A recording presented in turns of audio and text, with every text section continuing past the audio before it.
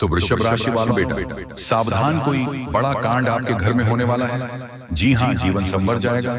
जी हाँ, कल सुबह के समय में आपको एकदम से सावधान रहना है। और यह वीडियो में आप सभी के जीवन से जुड़ी ऐसे महत्वपूर्ण राज्य हैं दोस्तों, चाहे जान क्यों ना चली जाए, पर एक बार इस वीडियो को जरूर देखना। तो चलिए शुरुआत एक कहानी से करेंगे जो कि कहीं ना कहीं आपके जीवन से अवश्य ही जुड़ी हुई है।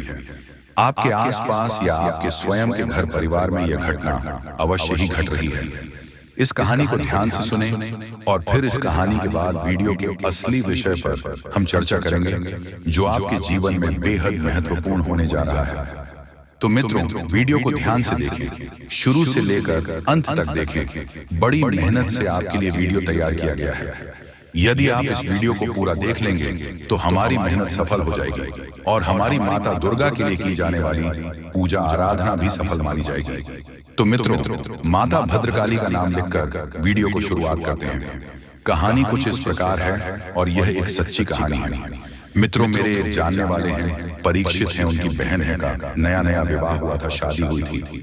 तो उनका प्रोग्राम बन गया कि शिव मंदिर चलते हैं, शिव जी के दर्शन करेंगे। और एक अच्छा प्रोग्राम था, कोई इसमें बुराई नहीं थी। तो जब पूरा परिवार दर्शन करके वापस आया तो अचानक ही कुछ समय के बाद सब कुछ बदल गया। कुछ समय तो सब कुछ शांत रहा, लेकिन कुछ समय के बाद सब कुछ बदलना शुरू हो गया। उनके घर परिवार में अजीबोगरीब घटनाएं होनी शुरू हो गईं और उस इंसान का जिसका नया विवाह हुआ था, उसका स्वभाव पूर्ण रूप से बदलना शुरू हो गया।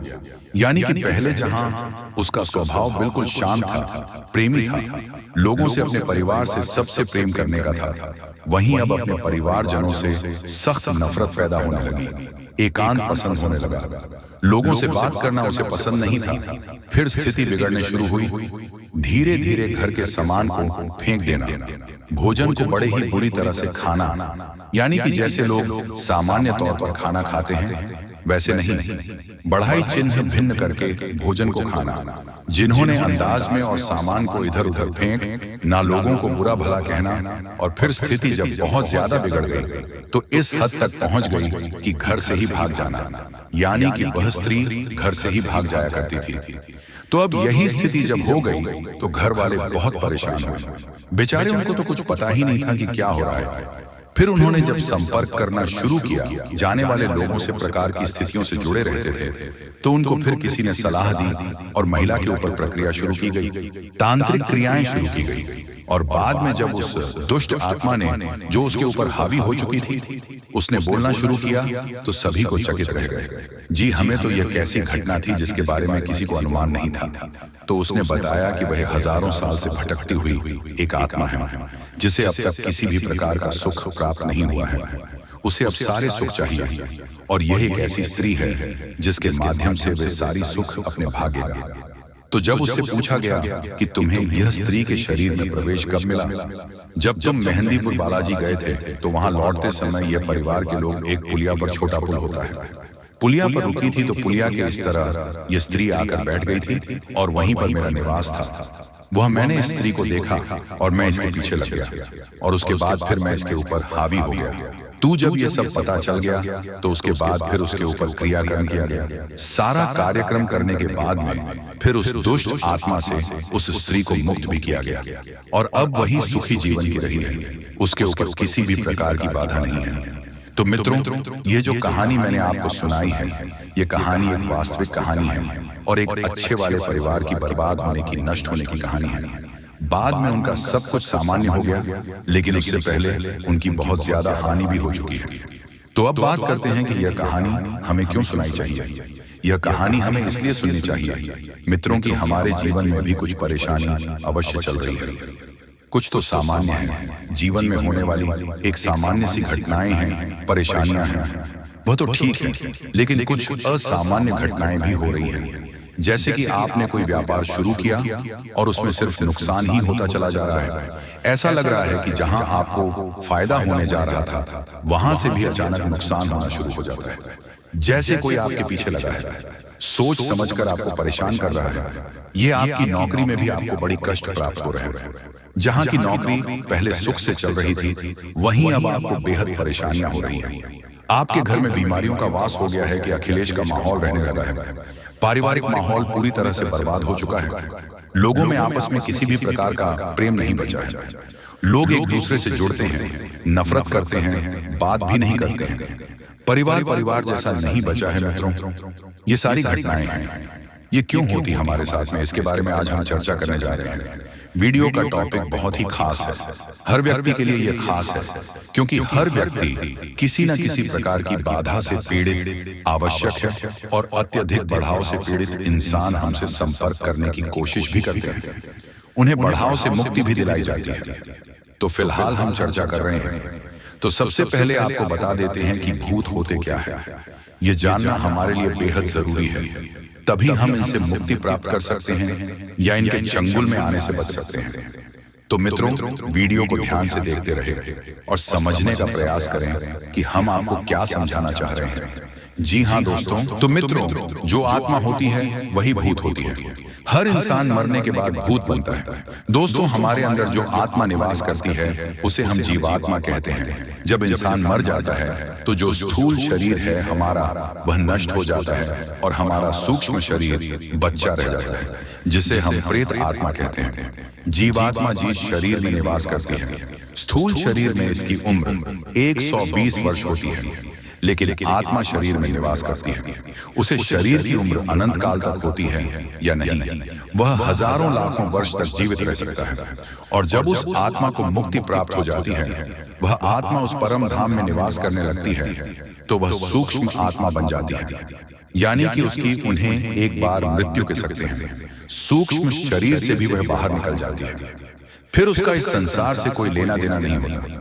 लेकिन जब तक वह आत्मा शुद्ध शरीर में रहती है तो उसे ही हम प्रेत आत्मा या फिर भूत कहते हैं। भटकते रहते हैं। उनके अंदर भावनाएं तो होती हैं, उनके अंदर तमाम प्रकार के राग, द्वेष, क्रोध, भूख, प्यास, संभोग, सुख की भावनाएं, इच्छाएं, बांस नहीं लोग सब कुछ होता है, लेकिन उनके पास तो शेर नहीं होता है, तो हम उन्हें देख नहीं पाते, अभी वायु से बने हुए होते हैं। जी हम मित्रों, आयुर्वेद के अनुसार है, ये शरीर जो होता है, जिसे हम स्वयं शरीर कहते हैं, ये 17 तत्वों से मिलकर बना होता है। हमारे राष्ट्रीय मुनियों ने इस विषय पर गहरी शोध किए हैं, गहरे विचार किए हैं। फिर उन्होंने ग्रंथों में इस जानकारी को हमें संरक्षित करके दिया है। कुछ भूत होते हैं जो अपने शरीर की ताकत को समझ लेते हैं और उसे उपयोग करना जानते हैं, और कुछ ऐसे होते हैं जो अपने शरीर की ताकत को नहीं समझ पाए। इसे आप ऐसे भी समझ सकते हैं जैसे कि हमारी स्थूल शरीर में भी बहुत शक्ति होती है, लेकिन उस शक्ति का इस्तेमाल करना कुछ लोग जानते हैं। जैसे कुछ पहलवान टाइप के लोग होते हैं जो कि अपनी शक्ति को बढ़ा लेते हैं, कई गुना बढ़ा लेते सामान्य इंसान से। और कुछ ऐसी होती है जो सामान्य जीवन जीते रहते हैं, अपनी दैनिक दिनचर्या को पूरा करने के लिए ही अपने शरीर का उपयोग करते रहते हैं। तो इसी प्रकार जो सूक्ष्म शरीर है, उस शरीर में रहने वाले लोग जोड़ते हैं जो आत्मा होती है। जब शरीर की ताकत को पहचान जाते हैं तो फिर हुए उपद्रव मचाना शुरू करते हैं, अपनी इच्छाओं की पूर्ति करना शुरू करते हैं। ऐसा कहा जाता है जब कोई सूचना आत्मा या यूं कहीं कि भूत अपनी स्पर्श की ताकत को पहचान जाता है, यानी कि वह अपनी छूने का एहसास कर सकता है, अपने होने का एहसास कर सकता है, तो उसके अंदर इतनी ज्यादा प्रचंड शक्ति होती है कि वह किसी शक्तिशाली पेड़ को भी, बड़ी से बड़ी पीड़ा को भी क्षण भर में उखाड़ कर फेंक सकता है। ये होती है किसी भूत की शक्ति। ये हमारी स्थूल शरीर से हजारों गुना ज्यादा होती है। भूत के अंदर शक्ति बहुत होती है, लेकिन उसे शक्ति की पहचान नहीं होती है। जब वह पहचान कर लेता है तो वह फिर अपनी शक्ति के माध्यम से अपनी इच्छाओं की पूर्ति करना शुरू कर देता है। भूत मानसिक तौर पर भी अत्यंत शक्तिशाली होते हैं, किसी पर भी हावी हो सकते हैं। जब अपनी शक्ति को पहचान जाते हैं तो फिर किसी के भी दिमाग पर हावी हो सकते हैं और उसी प्रकार व्यवस्थाओं को पूर्ति करना शुरू करते हैं। मित्रों, कुछ भूत या कुछ जीवात्मा है जो उसे शमसारी में रहती है भी अच्छी भी होती है, जो मरने के बाद अच्छे अच्छे कर्म करती हैं, लोगों की इच्छा पूर्ति में मदद करती है, जिन्हें हम पीर फकीर बाबा कहते हैं, इस सिद्ध बाबा कहते हैं। उनकी छोटी छोटी स्थान भी बनाए जाते हैं, उनकी पूजा आराधना भी की जाती है। लोग इनकी पूजा करते हैं, मनोकामना की पूर्ति होती है, लोगों को लाभ प्राप्त होता है। ऐसी आत्माएं बड़ी सहायक होती हैं और अपनी मुक्ति के मार्ग को भी प्रशस्त करती है लोगों की मदद करने के माध्यम से। लेकिन कुछ दुष्ट आत्माएं होती हैं जो लोगों के माध्यम से अपनी इच्छाओं की पूर्ति करना चाहती हैं, तो हमें उन्हें आत्माओं से बचाना है। तो भी तो सबसे पहले हम जानते हैं कि ऐसी आत्माएं हमारे ऊपर हावी कब होती हैं, इस जगह पर होती है, क्या स्थिति होती है। जब ऐसी आत्माएं हमारी शरीर पर हावी हो जाती हैं और हमारा विनाश शुरू हो जाता है। तो मित्रों, हम आपको बताते हैं कि कुछ लोग कहते हैं कि भूत से राशि मिल जाए तो भूत हमारे ऊपर हावी हो जाता है। नहीं, ये बात बिल्कुल गलत है। भूत की कोई राशि नहीं होती है, राशि उसकी होती है जिसका जन्म होता है। भूत का कोई जन्म नहीं होता है। जी हाँ दोस्तों, तो चलिए अब जानते हैं कि आपकी राशि में भगवान क्या बड़ा बदलाव करने वाले हैं। जी हाँ दोस्तों, विचित्र सी घटनाएं आपके जीवन में होने लगेगी। जिंदगी में आप सोच तो करते थे कि यह आपके जीवन में हो जाएगा, लेकिन कभी हुआ नहीं। कभी विश्व आपको मिली नहीं, भी सुख आपके जीवन में अचानक आने लग जाएंगे। बस इन देवता की कृपा आपको चाहिए। तो कहने का मतलब यह हुआ कि यह देवता जो है कि आप इस सबसे बड़े हितैषी देवता हुए, सबसे बड़े मित्र देव हुए।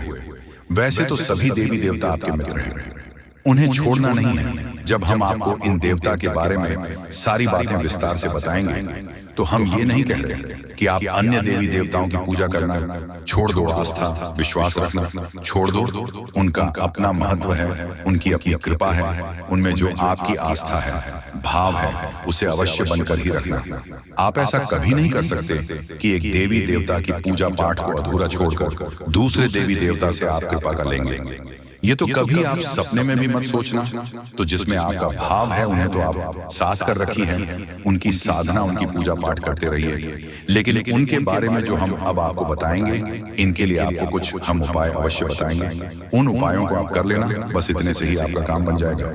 अब एक बात और हम आपसे कहना चाहते हैं, प्रिय बंधुओं की श्री तुलसीदास जी ने रामायण में लिखा है कि धीरज धर्म मित्र और नई आपातकाल पर किए चारी, यानी कि सबसे पहले आपके अंदर कितना धीरज है, कितना धैर्य है, इसे आपको परखना होगा। कहने का मतलब ये है कि जब इंसान का वक्त बुरा होता है तो उसका धीरज भाई उसका साथ छोड़ देता है। वह घर की जगह अधीर हो जाता है, हर जगह जल्दबाजी करने लगता है। तो वह जब ज्ञान की चर्चा होती है, जीवन को बदलने वाली बातें जहां हो रही होती हैं, वहां भी वह जल्दबाजी करने लगता है और जरूरी बातों को चूक जाता है। तो आपको ऐसा नहीं करना है। आपकी बुरे वक्त में, यानी जब आप परेशानी में हैं, उसे समय आप अपने धैर्य की पूरी परीक्षा लेनी होगी, क्योंकि ऐसे वक्त में यही चार है जो आपको मुसीबत से बाहर निकलेंगे। धीरज, धर्म, मित्र और नई, यानी कि यह चार ऐसे हैं जो आपके सबसे अच्छे मित्र हैं और आपको हर परेशानी से बाहर निकालने की क्षमता रखते हैं। बस आपको उनके ऊपर पूरा भरोसा रखना होगा और उनके अनुसार चलना होगा। तो बस में टू प्रिवेंट करते हैं कि आप इस वीडियो को पूरा देखेंगे और अपने को अपने हाथों से बदल डालेंगे। तो चलिए इस बेहद ज्ञानवर्धक वीडियो की शुरुआत करते हैं कि हम चाहेंगे कि आप माता रानी को अवश्य व्यक्त करें और उसमें एक बार नहीं 3 बार लिखना, जय मां काली, जय माता रानी, जय मां लक्ष्मी, कृपा करो। माता रानी की विशेष कृपा और आशीर्वाद आपको प्राप्त होंगे। अगले 24 घंटे में आपको एक बहुत अच्छी खुशखबरी प्राप्त होगी कि साथ साथ माता रानी के तो दोस्तों, वीडियो शुरू करने से पहले हम आप सभी से एक महत्वपूर्ण बात करना चाहते हैं कि हम आप सभी के लिए अच्छे से जानकारी के लिए दिन रात मेहनत करते हैं। बहुत छानबीन करने की बाद आप सभी के लिए हम बहुत अच्छे जानकारियां लेकर आते हैं जो कि आप सभी के जीवन के लिए बहुत ही जरूरी होता है। और दोस्तों, इन सभी के लिए हम आपसे कुछ नहीं चाहते हैं, बस हम इतना चाहते हैं कि आप हमारे चैनल को सब्सक्राइब कर लें और हमारे चैनल से जुड़ जाएं, जिनमें आपको 1 रुपया भी नहीं लगेगा। बस इतना हमारा आप सभी से हाथ जोड़कर प्रार्थना है, निवेदन है। तो हमारा भावना को जरूर समझिएगा और हमारे चैनल को सब्सक्राइब कीजिएगा। इससे आप हमारे इस चैनल परिवार की ओर माता रानी की दिव्य परिवार के सदस्य बन जाएंगे और आपके जीवन में सुख घड़ियां अपने आप आकर्षित होने लगेगी कि आपके ऊपर माता रानी की कृपा और आशीर्वाद स्वयं ही आ जाएगा। तो चलिए जल्दी से चैनल को सब्सक्राइब करिए, फिर आगे बढ़ते हैं प्रिय बंधुओं।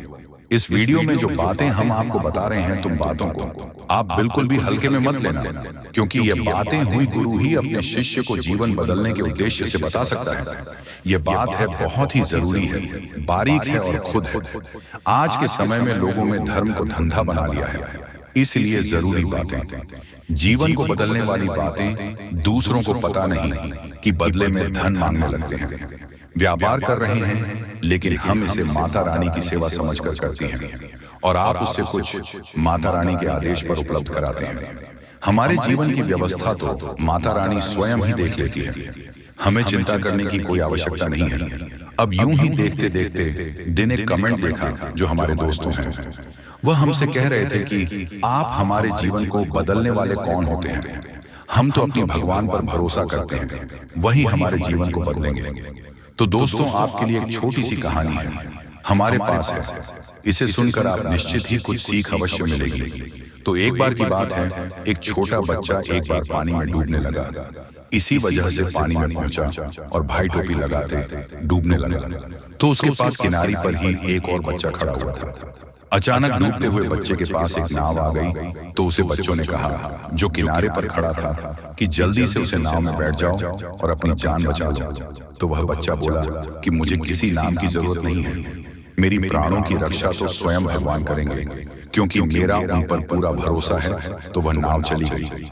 इसी पर दूसरी नाव ऑफिस से आई है कि नारी पर खड़ा बच्चा चिल्लाया कि अरे मूर्ख, जल्दी से उठाना, ऊपर बैठ जा, अपनी जान बचा ले। लेकिन उसे बच्चों ने फिर से वही बात कही कि मैं भगवान की पूजा करता हूँ, मुझे भगवान पर पूरा भरोसा है, मेरी प्राण की रक्षा तो भगवान करेंगे, मुझे किसी नाम की आवश्यकता नहीं है। और वह नाव भी चली गई। कुछ देर बाद वह बच्चा डूबकर मर गया और भगवान के सामने पहुंचा। करने के बाद जब हनुमान जी हमसे प्रसन्न हो जाएंगे और हमारे सामने प्रकट हो जाएंगे, या फिर हमने थोड़ी बहुत मंत्र जाप कर लिए, तो भगवान या माता रानी हमारे सामने प्रकट हो जाएंगे। जी नहीं मित्रों, ऐसा नहीं होता है।